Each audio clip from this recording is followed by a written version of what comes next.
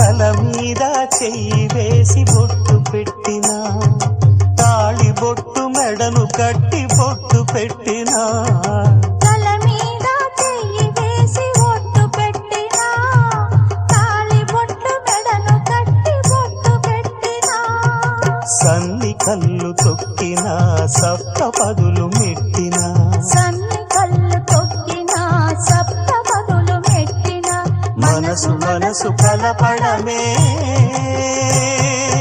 మంత్రం పరమార్థం. శ్రీరస్తు శుభమస్తు, శ్రీరస్తు శుభమస్తు. శ్రీకారం చుట్టుకుంది పెళ్లి పుస్తకం, ఇక ఆకారం దాచుతుంది కొత్త జీవితం.